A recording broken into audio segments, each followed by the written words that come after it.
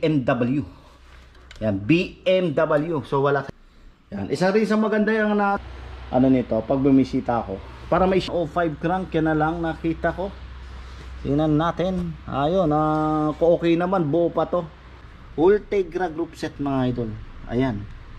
Oh, pwede na to. So yan po yung ano niya, Alcima. Eto ngayon dumating na naman, may naghanap sa akin double ko rin. Pag nabuo mo to, tested lalo dyan sa Mindanao po, Visayas and wow, ang pagbabalik natin sa mga mini velo mga idol. Eto yung naggagandahang mini velo ngayon dito. Kay ano naman to, kay STZ mga idol. Eto, MV530, nagkaroon na ako ng ganito mga idol. Eto, itsura niyan, ayan. Oh, naka-internal hub. Nakakaiba mga idol. Internal multi condition. Ayan oh.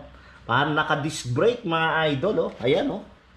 Yan, matagal-tagal na rin akong hindi nag-update sa mga bike. Pero ito ngayon, dahil kasama sa new arrival nila, ito yung mga rare na minivelo. Lalo na si Louis Garno. Pag may minivelo to, lalo to yung mga high-end niya. Kakaiba to. Ayan oh, naka-disc brake. Kakaiba. Pero mga idol, Shimano rin to Nex-Av ang tawag dito sa mga ganitong klase na ano. Ewan ko, basta Nex-Av ang pagkano ko diyan. Mga idol, ayan Louis Garno, Caprio, Shimano crank. Caprio na siya, 1x. So 1x8 speed to mga idol. Ayan, Louis Garno, MV Cargo, meron na naman oh. Noong nakaraan, nabenta na yung isa nito. Eto, ngayon, dumating na naman. May naghanap sa akin ito. Yung nakabili niyan, mga idol, subscriber natin sa unang. Meron na naman yung arrival dito. Maganda to, oh. Kasyang-kasya dyan, 50 kilos na bigas. Napakatibay mga idol nitong ano na to, pinaka-frame niyan. Nagkaroon na rin ako nito. Ayan, so ito, recommendable ko rin to. Ang ganda nito, pang bahay-bahay. Kung lalo, kasi nalalagyan ng basket to sa harapan eh. Eto, may tapaludo pa. Okay lang, ganda na ito. Tatlong available dito na mini velo. Yun nga, tama. Mini velo cargo nga pala, kaya ganyan. So, much better kapag nakita nyo mga idol na meron siyang carrier dito. Yung sa akin kasi may carrier eh. Nabenta na rin yon. At kakaiba tong ano niya, mustache style. Ayan oh. Mga idol, yung manibela nitong ano na to. Revo shifter, ayan, grip shift ang tawag dyan mga idol. Shimano, I think 7 speed po yan. Yan. Puro mga 1x itong dalawa na to magkatabi, itong puti at saka pula. Yung MV3B na yan, yan yung naka 2x. Ano to racer type. Ayan, tama, ayan oh. Racer type na tinatawag. Pero yung gulong nito mga idol, 451 Alex Trim, naka-Alex Trim 451. Kaganda, nakaka-caliper brake pala to. Ayan, no? So at least ang pagbabalik natin sa mga bisikleta. Ito yung fini-feature ko ulit, sa mga presyo mga idol, wala pa ako may bibigay kasi new arrival to. Ito naman, no, Giant. Ito yung mga nakikita nyo, Idiom. Ayan, Idiom bike, ayan. Kulay itim. Ano ba group set nito? Nakatiagra pala tong ano na to black na to. Louis Garno. Ang Tiagra. Ayan oh. So meron ditong tatlo na mini velo kasama sa new arrival ng mga sapatos. Ayan, so bahala kayo dito mga idol Ayan Sa mga interested lalo sa mga mini velo pang city bikes, maganda kasi to dahil subok ko na ang mga mini velo lalo pag sa city. Madali isuot-suot kung saan at saka magaan. Lahat to nandito sa harapan natin, alloy mga idol, at lahat to all Shimano parts. Ayan. So kapag all Shimano parts sa quality, pagdating sa mga group set or mga accessories, panalo kayo dyan mga idol. So ito, nagagandahan ako sa drop bar nitong Louis Garno na to. Tatlo saka nakaka-caliper brake to nakaka-caliper brake. So racer type na siya kasi may kakakapalan pa to. Anyway, yan mga 451 ang ano nito isa. Ito 406. Dalawang klase kasi sa size 20. Parehong size 20 pero ang 451 na tinatawag mas malaki yung radius nung rim at saka yung tire. Ayan. So ito kasi Alex Rim din pala to Ang Alex, ang ano pala, mga rim na ni Louis Garno, napansin ko puro mga Alex rim Ito mga tingin ko, ito yung mga high-end ng Louis Garno na sa Minivelo. Nakuha ko rin yung mga top of the line nito eh.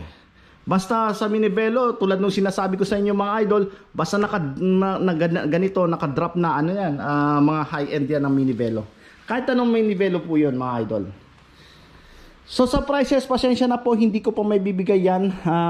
Kapag naayos na to, sa tingin ko, konti na lang gagawin sa mga to. Wala na masyadong ayusin dito. Ano na yan, hugas-hugas na lang sigurado yun. At makikita natin to.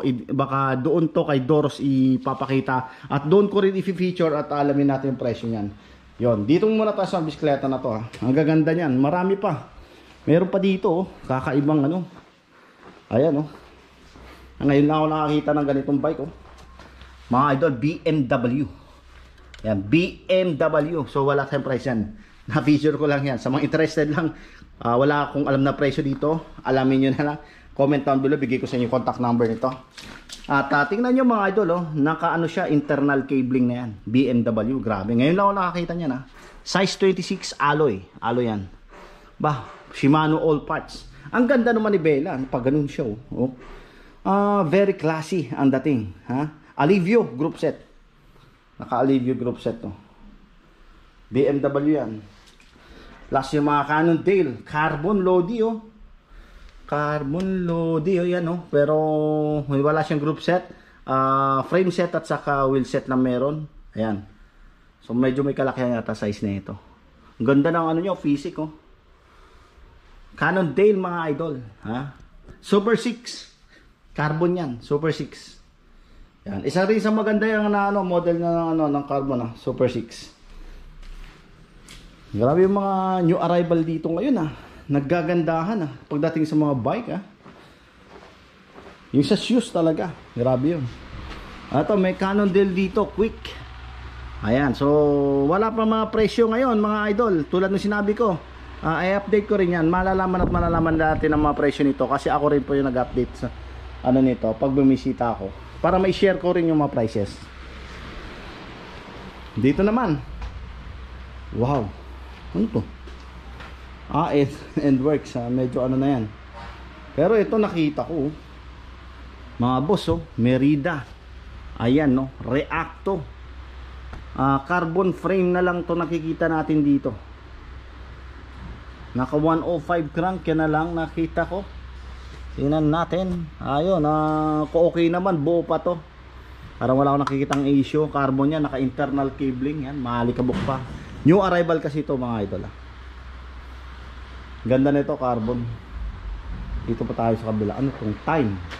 Ano to, carbon din to. Pang mga ganyan. Ayan, carbon yan. Ayan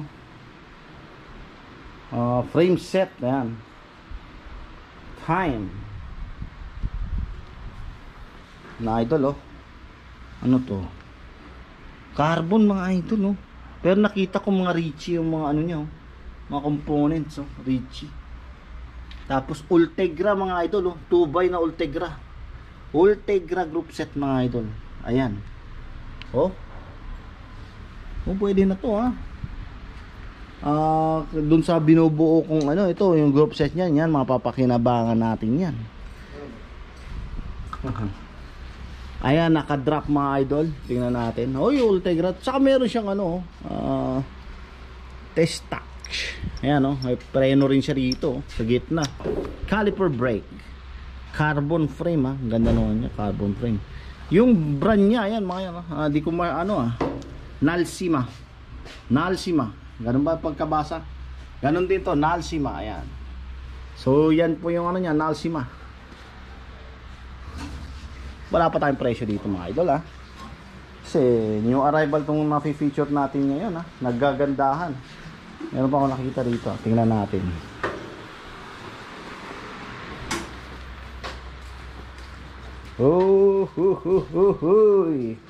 Ano to? Pixie, may Pixie rito Meron pa rin mga Pixie pero bakal to. Anong brand na ito? Fuji Pixie. Yan, nauso talaga yan. Ay, Sugino na mga idol Sugino crank na maganda to.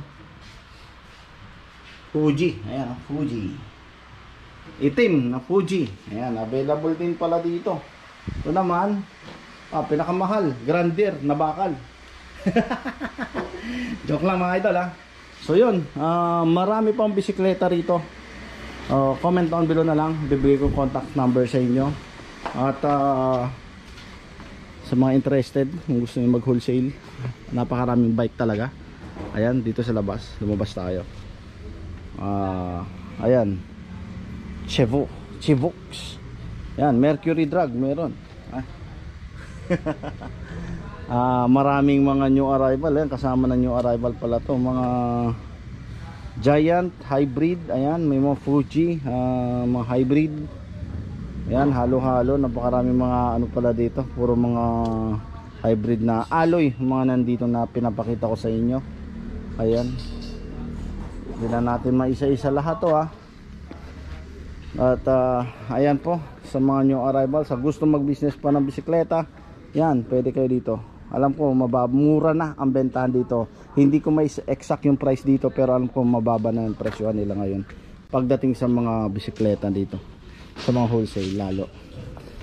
Medyo nalipasan na tayo, pero siyempre yung mga panggamit bike to work, pwede to. Eto, meron ditong boardwalk, Bianchi to. Ayan. Ito, yung ganyang itsura, sarap i-bike project to. Kasi pag nabuo mo to, yung satisfaction mo, iba ang pakiramdam. Nakaka-cantilever yan mga idol. So, pwede mo pala para na gulong to. Pwede, ang kagandahan dito sa ganitong boardwalk, pwede mo siyang gawing gravel bike. Yung ganito. Ayan o, malaki yung space. Ayan. Actually, yung gulong na ginamit dito, ano na rin yan malalaki na rin. So Bianchi cantilever yan, bihira yan, naka-Acera. Claris pala yung ano nito hubs. So ayan magaganda na Giant. Ayan, meron din. Na ako dito sa Bianchi, na agaw pansin ako nito Original pa rin talaga na Bianchi yung mga handlebar niya. O yun mga idol huwag kayo mahiya. Magtanong, comment down below kayo dyan. At ibibigay natin yung mga contact number dito sa lahat. Sa lahat ng interested, lalo dyan sa Mindanao po, Visayas and Northern Luzon, marami pa rin naghahanap niyan kasi talagang ginagamit to pang bike to bike Kasi dito naman kasi sa Manila, ang kasi sa Manila ngayon, very traffic na, and not much ang bike na dito napapansin. Pero ang mga provincial pwede pa, at saka hindi, pwede rin pang exercise. At marami rin mga Japanese bike din dito mga idol Ayan, mga pambata rin meron din sila. Sa presyo, since new arrival po, wala pa akong may i-quote na presyo sa inyo mga idol. Ayan, ang grabe ang dami.